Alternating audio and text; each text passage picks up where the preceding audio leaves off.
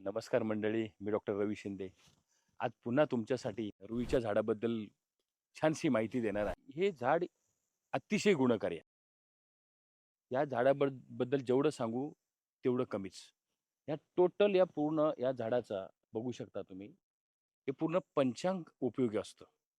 त्याचे गुणधर्म, त्याची मात्रा, त्या सगळ्या गोष्टी तुम्हाला आज मी सांगणार आहे.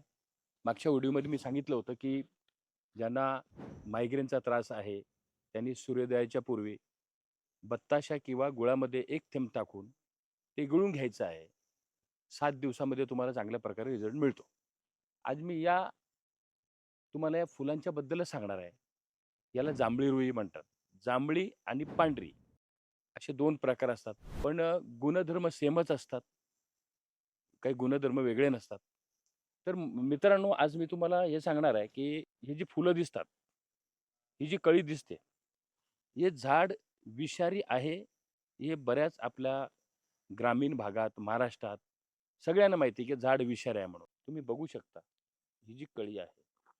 आता या कळीचा तुम्हाला सांगतो, हे थोडं चीक येतं. तर ही कळी आहे. तर याचा उपयोग असा आहे, की ज्यांना मूळव्याधचा त्रास आहे, ही कळी तुम्ही खाऊ शकता. अशी कळी काढायची आहे, तुम्हाला खायची. 3 दिवस, दिवसातनं एकदा. तर तुम्हाला मुळात कोणत्याही प्रकारची मुळव्याध असेल, रक्त पडत असेल, तिथे आग, ठणका होत असेल, वात पकडले असेल, पोट साफ होत नसेल, तरी याच्याने साफ होणार. 3 दिवस ही कळी खाल्ल्याच्या नंतर 4थ्या दिवशी आपल्याला तुम्हाला काय उपाय करायचे ते सांगतो. सूर्योदयाच्या पूर्वी या पान तोडायचं आहे आणि त्याचं जे दूध, ज्याला आपण चीक म्हणतो, दूध म्हणतो, जे तुमच्या भाषेत तुम्हाला जे योग्य वाटेल त्याप्रमाणे. सेम एका बत्ताशामध्ये किंवा गुळामध्ये तो एक थेंब टाकायचा आहे आणि गिळून घ्यायचा आहे. लक्षात ठेवा, सूर्योदयाच्या पहिले, त्याच्या अगोदर तुम्हाला घ्यायचं आहे. सकाळी एकदाच.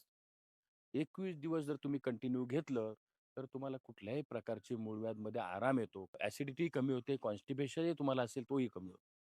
तर अतिशय गुणकारी आहे. करून बघा आणि मला नक्की सांगा आणि चॅनलला सबस्क्राईब आणि लाईक करायला विसरू नका.